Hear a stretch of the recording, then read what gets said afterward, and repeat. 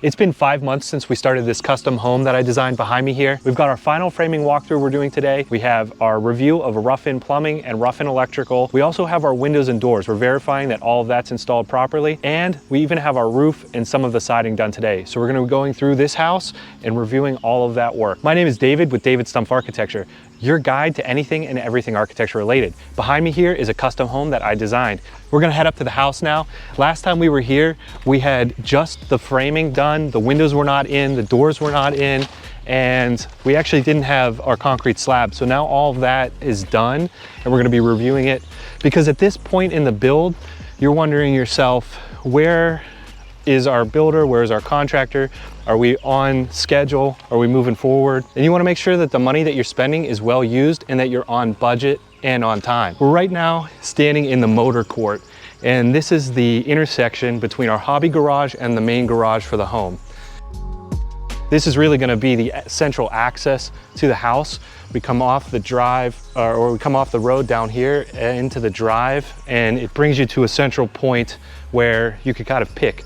Do we have one of the hobby cars out, we're gonna put it away, or do we have our main car and we're gonna put it back into this space over here, our main garage. It's really kind of important for a car collector that you have a space like this.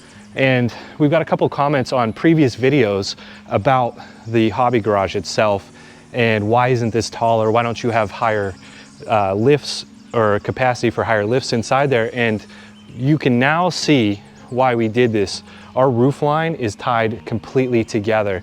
We wanted to make sure that the aesthetics of this home were just as important as the fact that we're gonna be storing a car collection in here. You can see at our soffit and fascia that it is at the same level on our hobby garage as it is for our main garage, and that follows the whole way around the house.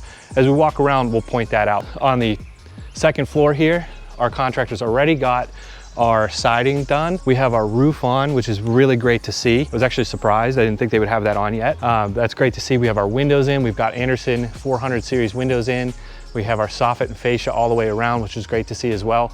We are using Hardie board siding. So this is a Hardie lap siding, and our trim details, that's all Hardie as well. That's a very quality product. It's low maintenance.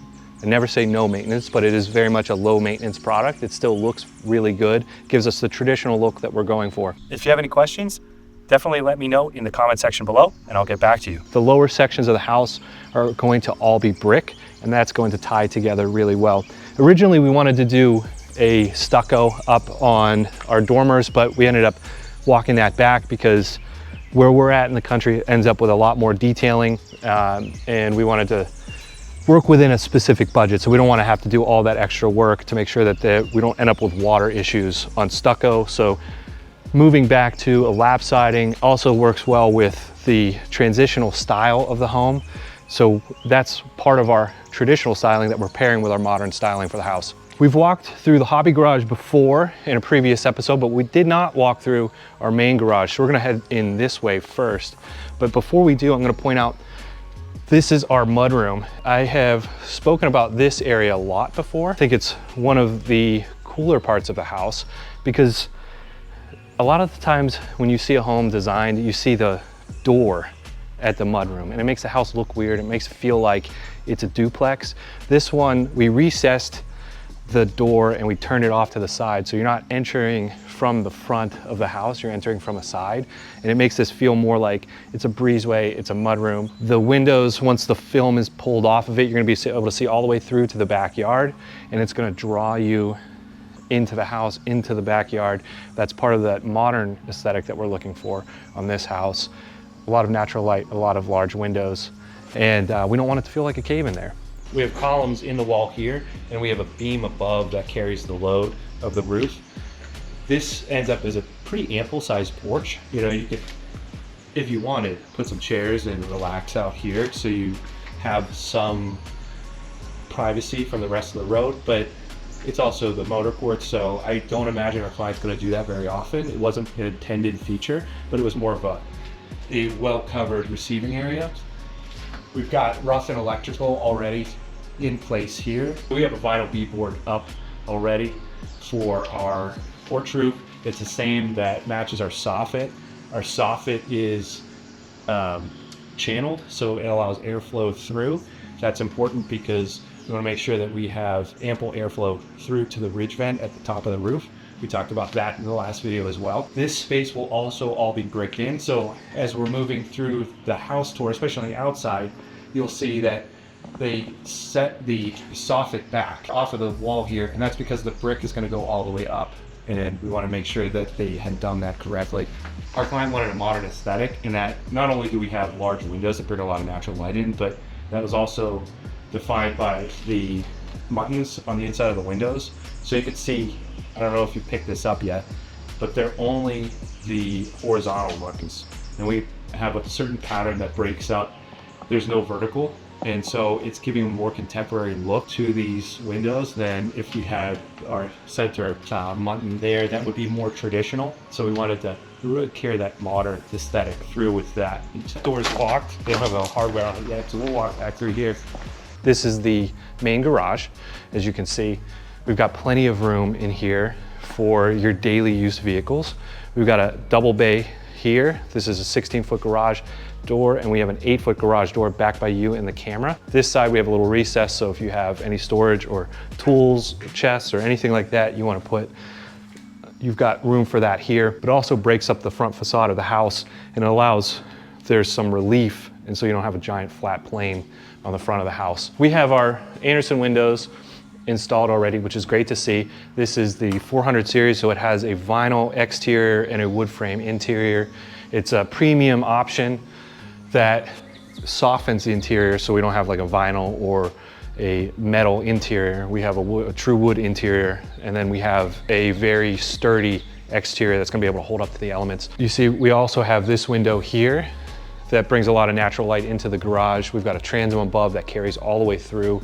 That was part of the design aesthetic. We wanna make sure that we have transoms that carry all the way through. Before we head into the house, I'm gonna point out a couple of things. One was the height. We've talked about this in previous videos. At the current grade of the driveway, it's 12 feet above the street. We had to bring the house up to also meet some of the requirements for the site, because we're gonna have to come back and regrade this with a final grading. Then the garage itself is up about another foot. And then we have our house, which is another foot above. And that's really what ended up allowing us to get this final grade.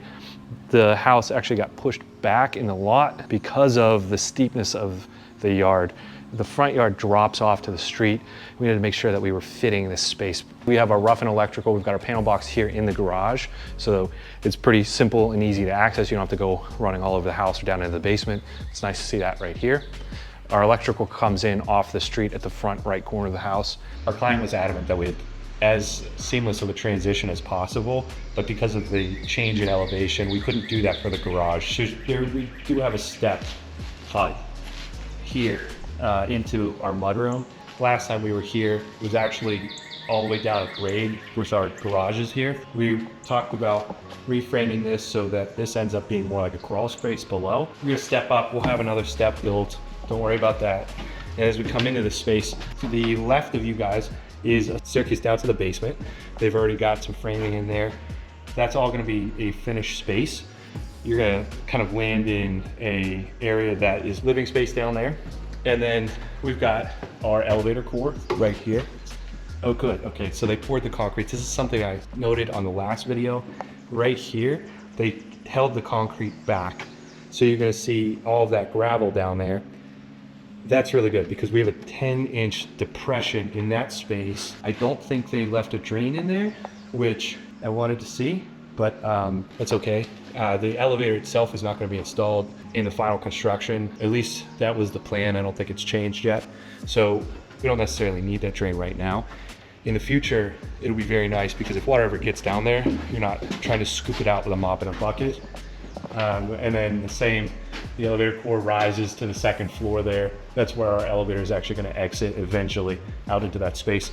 On the plans, we had called for this to be closet space, but more than likely they just left it as the elevator core specifically to just kind of work within the budget, because even though this would be a closet space temporarily, you still got to put joists, decking, finish it out with drywall and everything like that. So more than likely they're just going to leave it as a core. I just kind of want you to see what this space looks like. Last time I was here, we talked about how the windows on this side were actually supposed to be 6 inches higher, and 84 lumber sent out the wrong windows.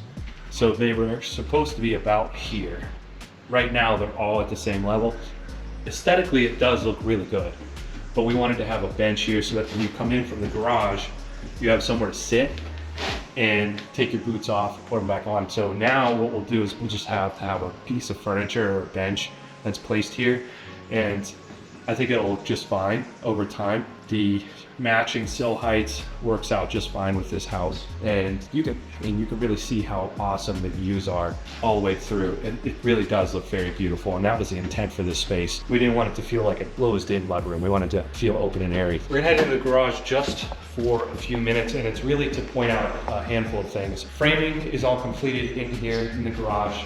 We have, as we're inspecting to check out rough electrical, rough plumbing, we do have our condenser lines run the HVAC system condenser on the backside of this, so it's run up and over very easily and back into the rest of the house. We have a gas line that's run just along that as well. This is the vent for the gas line. This is a heater for the space.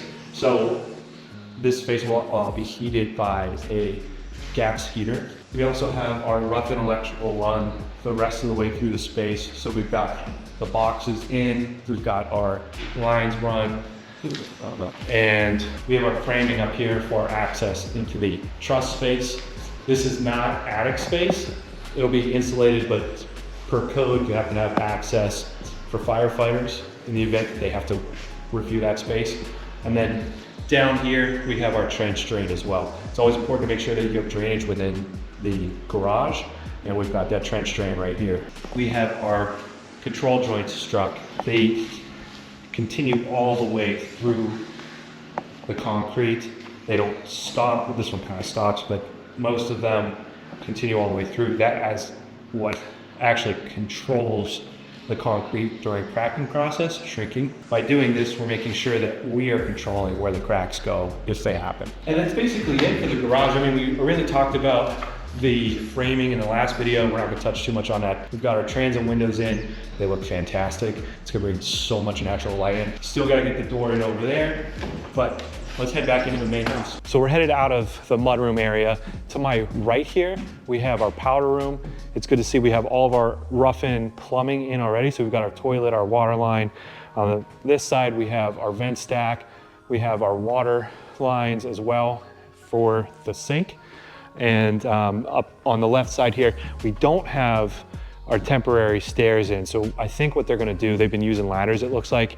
What they're probably gonna do is just wait till they get the full stairs in. Up to the left there, you can really see what this space looks like now. That's our office, hobby room. It's all open. The stair's gonna turn this corner and go up. So you have access up there. Eventually you're gonna put a knee wall for the stair there. And you would need that because now behind you, we don't have a door. Originally in the design, there was a door here that separated these two spaces. Now we just have this wide open. And I pointed this out in the last video about framing, but all the way back here by the garage door to the door for the master suite is a direct line of path, a direct line of sight, direct line of travel. In this space, we have our ceiling, then we have an elevation here that takes you up into our loft. So that still continues that line of sight. Directly above you, we have this coffered ceiling. And this is an aesthetic choice, but it's also a psychological choice that draws you through this space. It defines the hallway and the path of travel for our main living space because this is true open living. We have our dining room, kitchen, living room back here, and we have our staircase. And so all of this is wide open, and we want to make sure that we're defining space. And how do you do that? We do it with the ceiling. One of the other cool things is that we have our coffered ceilings, and I pointed that out in the framing video. And we just talked about our coffered ceiling for the hallway, but right here is our dining room. So this raises. Oh, they cut this back. I don't know why. Cool.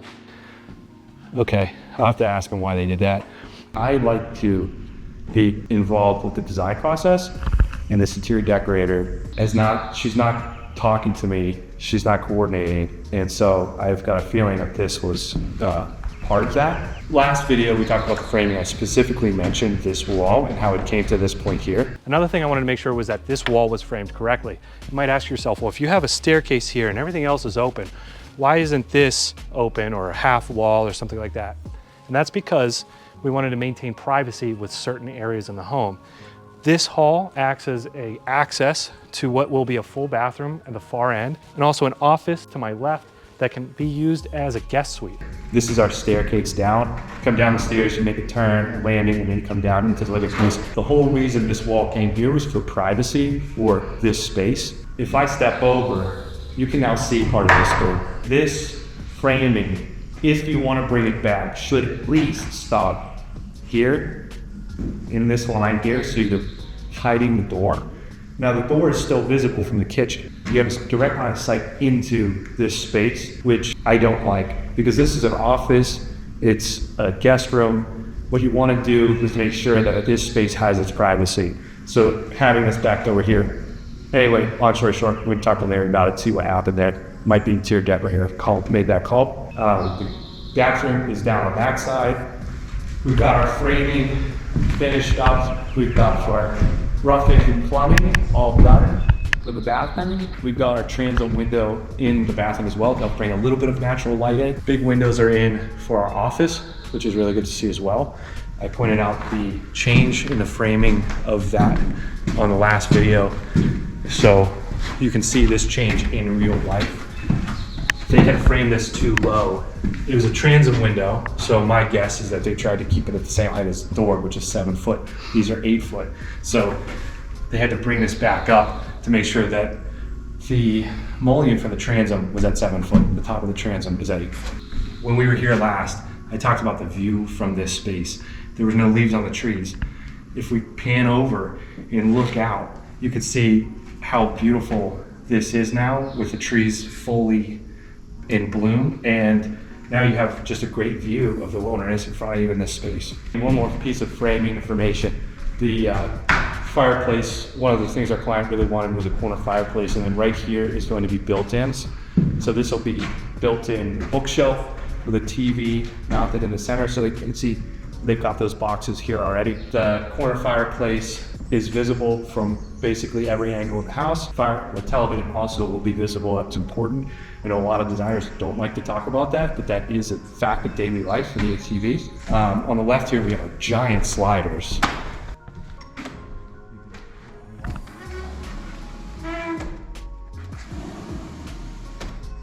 So this is effectively a 12-foot wide slider. We'll touch on that in a little bit. Cool, still lock that up before I leave. We have our HVAC already in. We've got more rough electrical in on this side. So we're in the vestibule for the master. On this side, this is really cool. So we have our 9-foot ceiling come in. And you can see that coffer. So this is our 10-foot raised ceiling that elevates this space. We talked about that in the last video as well. They've added more framing to make that much more visible now. So you can see really like just how this space is starting to take shape. On the right here, we've got our large windows. We've got 2 casements that swing out on either side. We have a fixed in the middle. Again, these are our Andersen 400s. It brings a lot of natural light into this bedroom. It's really cool. Have a direct view out to the backyard. These were windows that we really needed to make sure and verify that they were the right size. So we have leaded glass windows coming from California that the homeowner currently owns that we're going to be setting into these.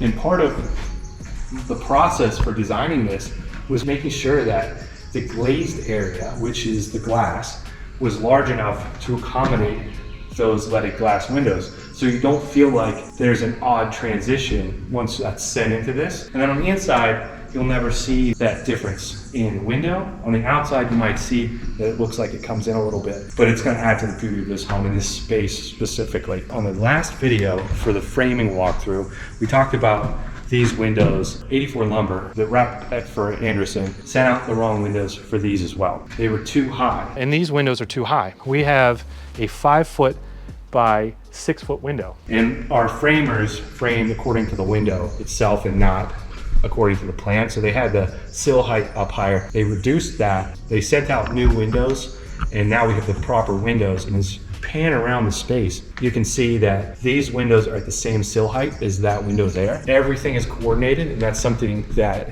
a very diligent architect is going to do for you, is make sure that all of these lines are carried across a space. You don't want to have varying heights throughout your room, so you want to make sure that all of these lines play off of each other. Our master bathroom. The last time we were in here, we didn't have any rough-in plumbing. As you can see, we have our rough-in plumbing. This is our toilet flange. We have our water lines here that are going to go to the shower. We have our water line going to the toilet.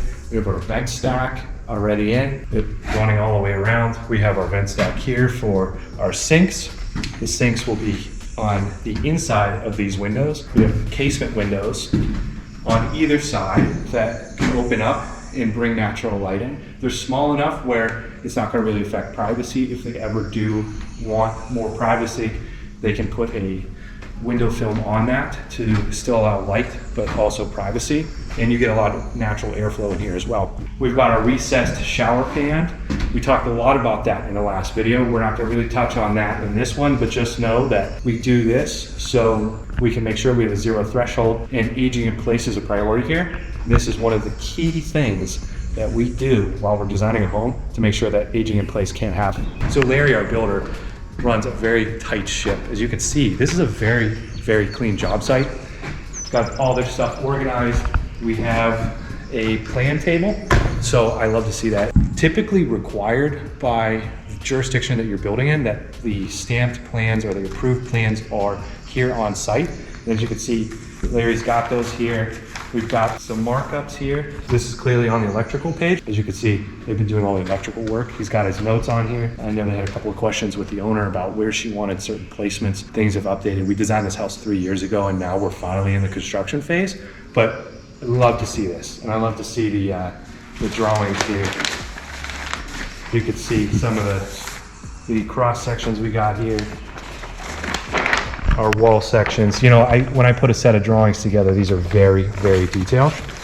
And for a custom home like this is the kind of set of drawings you want. You don't want those 4-page wall section, elevation, and floor plan drawings. You need details, and this is what we create for a custom home like this. This is our 12-foot wide slider, brings you straight out onto the porch here. This is a open porch, and then back over here, as you can see, our contractor's already been putting up all of the PVC around the columns. This is going to be a screen-in porch. We were talking about this the other day. He's waiting for someone to finish fabricating these screens for this porch, and then they'll get those installed.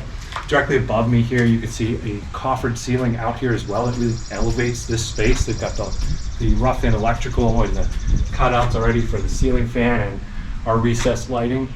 But that's it for this space and the tour. Because we were conducting this site visit on a Saturday, I did not expect to see our builder Larry on site, but he stopped by to do a review himself. That gave us the perfect opportunity to go over a few questions that I had that I've pointed out in this video, and I was able to also answer some questions he had for me. If you guys enjoyed the video, hit that like button for me. If you know anybody who might also like this video, go ahead and share it with them. If you're not already subscribed to the channel, subscribe for more videos just like this. And if you have any questions, let me know in the comment section below. I'll be sure to answer all of them, but don't go anywhere because the next video is about to start.